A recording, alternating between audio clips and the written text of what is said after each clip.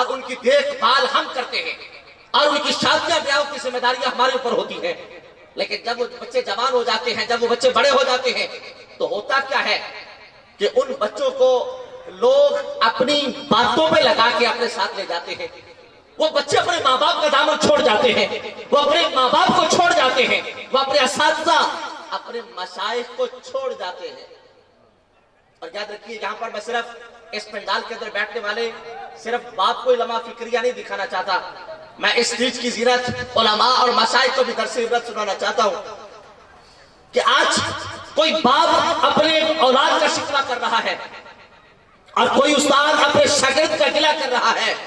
آج کوئی شیخ اپنے مرید کا شکوہ اور گلہ کر رہا ہے.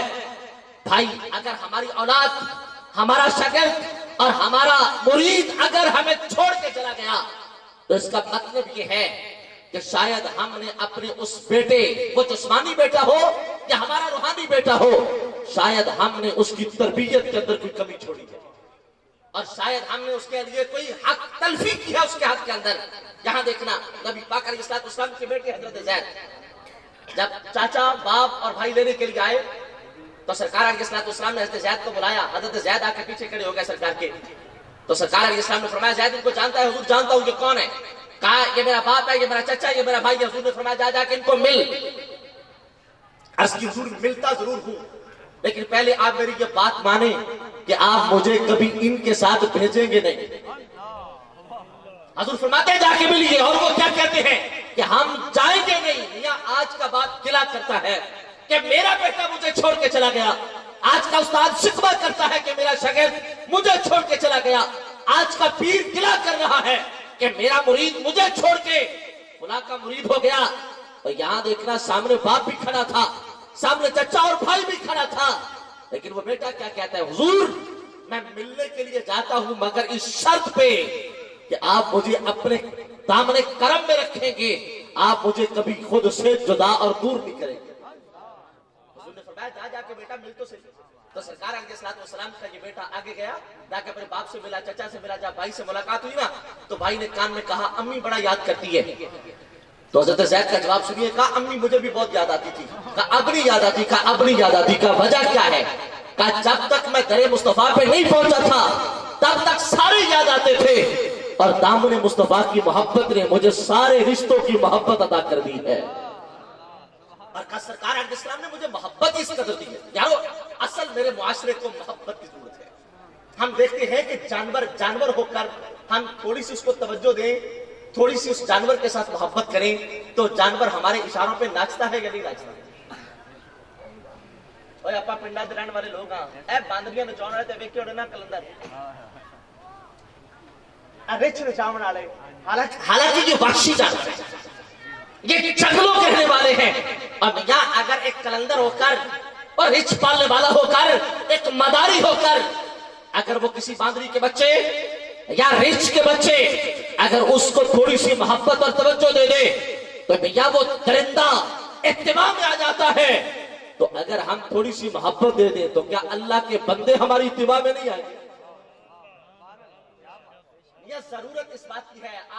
آج جس جگہ پر باندری کا ناچ ہوتا ہو نا, جس جگہ پر وہ رچ کا تماشا ہوتا ہو, تو آپ نے دیکھا ہوگا وہاں پہ مجمع کھڑا ہوتا ہے. اور وہ مجمع یاد رکھیے گا وہ تماشا دیکھنے نہیں کھڑا ہوتا, وہ مجمع تماشا دیکھنے نہیں کھڑا ہوتا, اس لیے کہ اتباع کرنا تماشا نہیں ہوتا. علماء جلوہ گر ہیں, اور میں پھر اس جملے کو دہرانا چاہتا ہوں, اتباع کرنا تماشا نہیں ہوتا.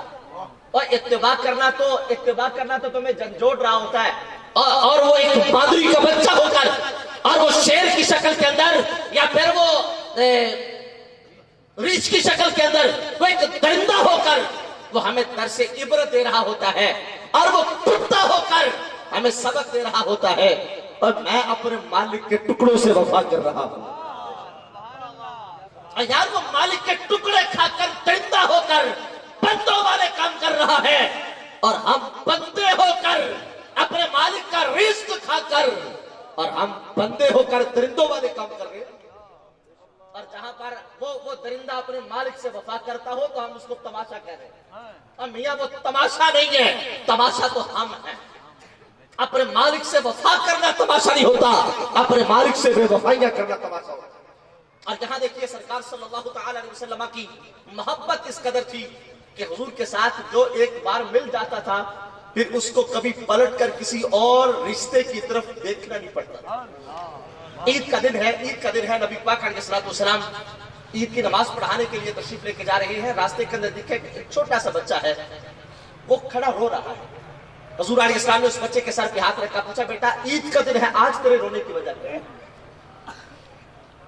मियां हम में से कोई होता ना तो शायद अपने बच्चों के साथ वो जल्दी से ईदगाह की तरफ चला जाता, इसलिए कि हमारी तरजीह तो ईद की नमाज वक्त में पढ़ना है ना।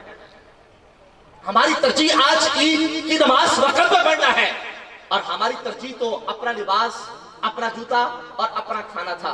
लेकिन वो किसी ने कहा था लैसल ईदु लिमन लबिसल जदीद इन्नमल ईदु लिमन खाफल वईद।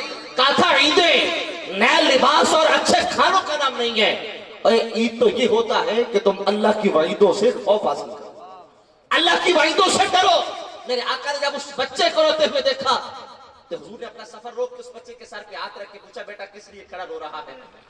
आज की हुजूर मेरे अब्बा जान फलां गज़वे के अंदर शहीद हो गए थे, मेरी माँ ने फलां जगह पे शादी कर ली, आज ईद का दिन है, यतीमी की हालत है। हुजूर आज माँ बाप के साथ बच्चों को खुश देखकर अपने माँ बाप की मोहब्बतों और माँ बाप की शफ़क़तें याद आई तो आंखों से अश्क बह पड़े। तो मेरे आका सल्लल्लाहु अलैहि वसल्लम ने अपने दामन करम से और अपने रहमत वाले यदुल्लाह वाले हाथों से उस बच्चे के आंसू पूछते हुए फरमाया बेटा परेशान न हो, जिसका कोई नहीं रब ने उसके लिए मुझ मोहम्मद मुस्तफा को भेजा है। यारो वो हजरत ज़ैद के साथ मेरे आका के हुस्न खुल्क, वो ऐलान नबूवत से पहले की मिसाल थी, वो ऐलान नबूवत से पहले की मिसाल थी। और यहाँ ऐलान नबूवत के बाद की मिसाल इसलिए दे रहा हूँ, जब तक हमें इज्जत ना मिले ना तो हमारा अखलाक बड़ा अच्छा होता है। जब तक हम एमपी ना बन जाए, जब तक हम एमएनए ना बन जाए, मैं अपनी बात करूं, जब तक हम पक्के मौलवी ना बन जाए तब तक हमारा अखलाक बहुत अच्छा होता है। लेकिन जब कौम हमारे हाथ चूमना शुरू हो जाए और हमें इज्जतों की मसनद पे बिठाना शुरू हो जाए तो हमारे मिजाज बदल जाते हैं। बहुत माजरत के साथ मैंने मौलवी भी दरिंदे बनते देखे हैं और मैंने पीरों को भी मच्छर बनते देखा है। याद रखिएगा जब इंसान अपनी औकात भूल जाए ना तो फिर वो बंदा नहीं रहता, फिर वो दरिंदा बन जाता है। और यहां समझाने के लिए बात कर रहा हूं, मेरे आका का मकामे नबूवत जब चल बगर होता तो सरकार का दायरा इखलाक क्लोज नहीं होता, हुजूर का दायरा इखलाक पहले से ज्यादा वसी होकर सामने आता। यह मनसब जितना बड़ा हो जाए, मकाम जितना ज्यादा हो जाए, इज्जत जितनी ज्यादा हो जाए, वकार जितना ज्यादा हो जाए, उस पर शुक्र अदा करना उतना ज्यादा हो जाता है। और जीतने से पहले, इलेक्शन से पहले तो खुशियों गमों पे आना हर बंदे को पता है, लेकिन इलेक्शन जीतने के बाद अपने अखलाक का मुजाहरा करना पता तो तब चलता है। और यहाँ देखना ईद की नमाज का वक्त है, सहाबा ईद की नमाज के इंतजार में है। तो मेरे आका ने सर पे हाथ रखा और हुजूर फरमाते आ बेटा। हुजूर ने बेटे को लिया, अपने घर तशरीफ ले आए। मेरे आका अपने घर लाकर उस बच्चे को अच्छे खाने भी खिलाते हैं और हसनैन करीबैन रज़ियल्लाहु तआला अन्हुमा के मुकद्दस जोड़े भी पहनाते हैं। और फिर मेरे आका पूछते हैं बेटा अब तू राजी है?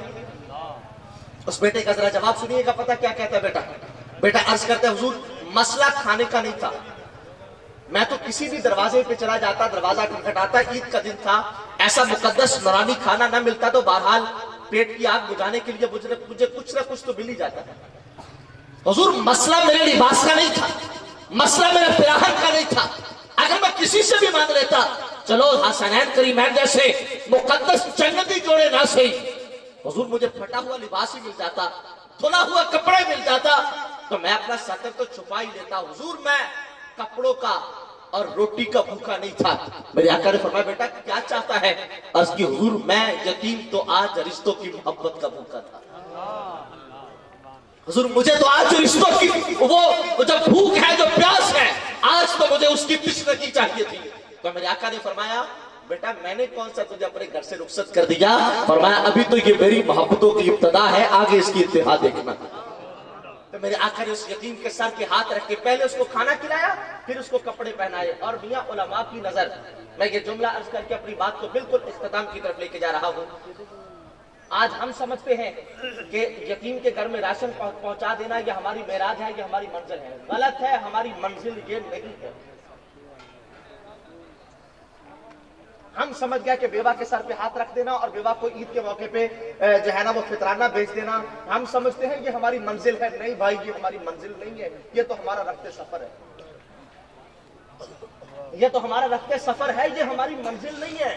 اور یہاں دیکھیے میرے آقا صلی اللہ علیہ وسلم، حضور نے کیا کیا؟ سرکار صلی اللہ علیہ وسلم نے پہلے کھانا کھلایا، مقدس اور نورانی جوڑے پہنائے، اور اس کے بعد میرے آقا نے دست شفقت سر پہ رکھ کے فرمایا بیٹا پریشان نہیں ہونا، آج کے بعد خود کو یتیم نہیں سمجھنا، آج کے بعد محمد تیرا باپ ہے.